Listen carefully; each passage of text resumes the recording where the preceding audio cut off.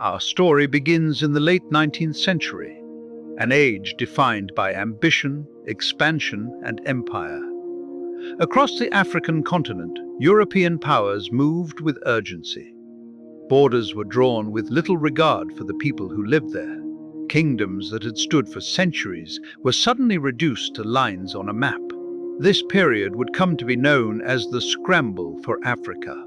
Britain, France, Germany, Belgium, and Italy, all competing for land, resources, and power.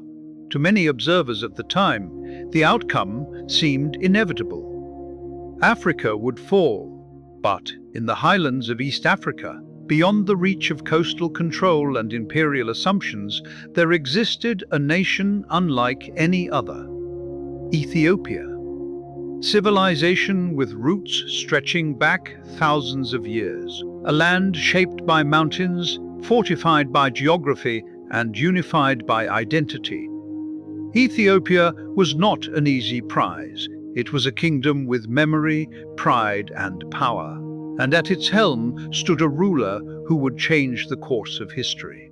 Menelik II.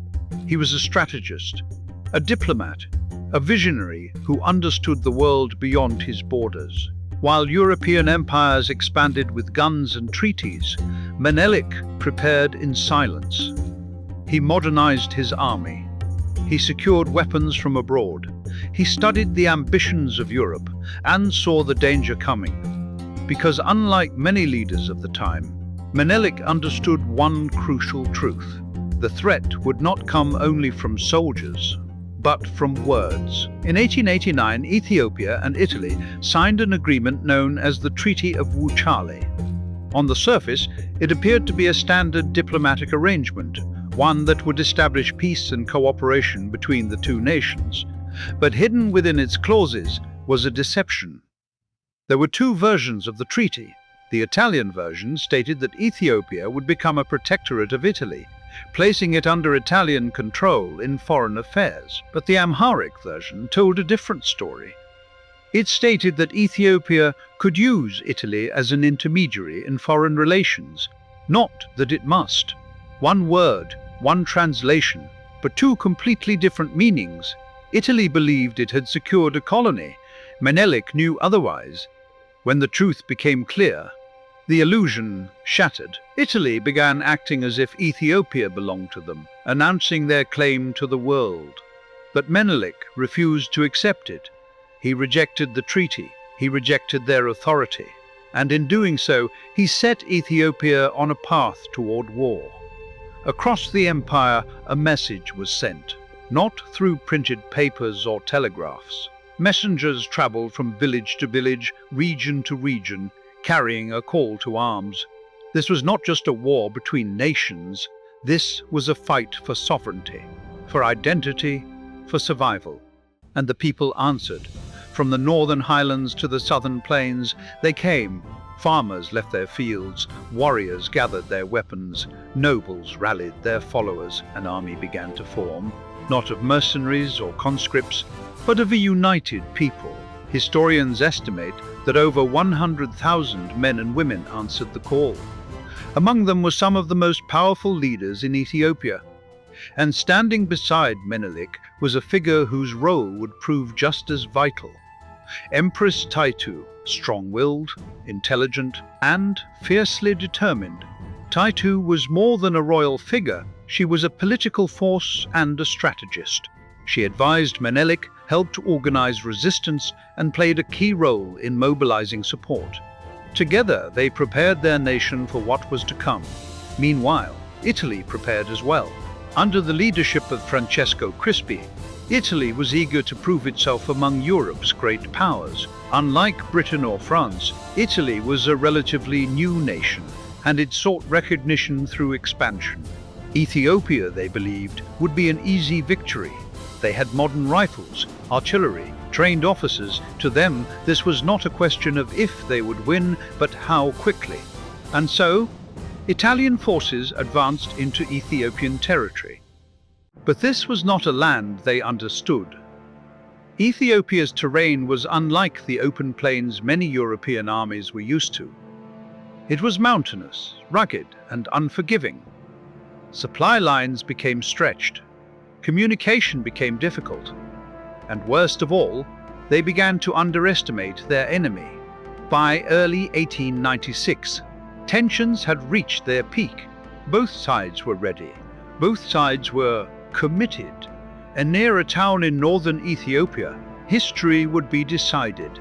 Battle of Adwa. The Italian army moved forward with a plan. But from the very beginning, things began to go wrong.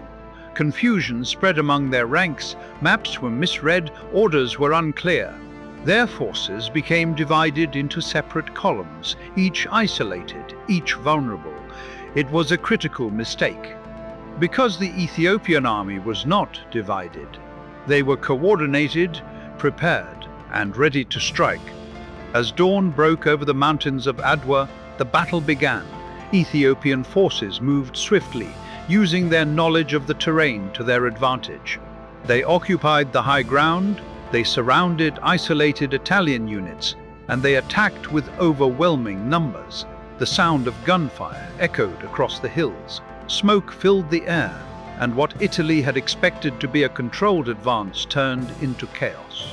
Wave after wave of Ethiopian fighters descended upon Italian positions. Some carried rifles, others fought with traditional weapons, but all were driven by the same purpose: they would not be conquered. Italian resistance began to collapse. Units that had been separated could not support one another. Communication broke down completely. Officers lost control of their troops.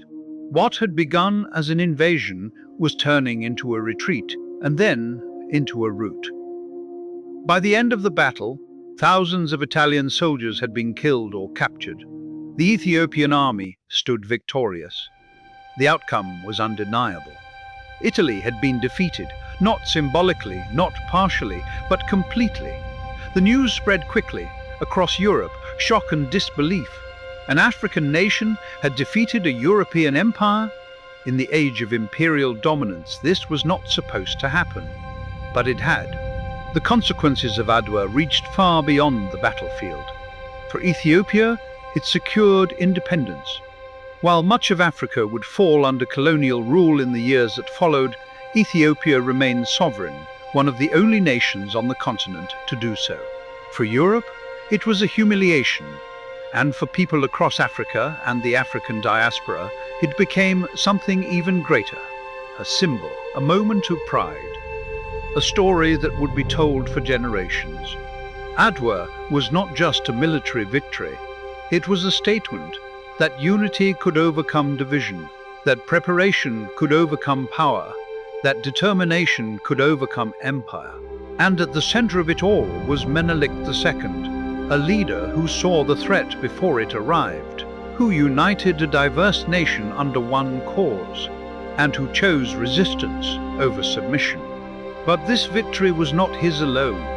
It belonged to the thousands who answered the call, to the commanders who led their forces into battle, to the communities who supported the war effort, to Empress Taitu, whose strength and leadership helped shape the outcome. Together, they achieved what many believed was impossible. The Battle of Adwa became more than history. It became legend.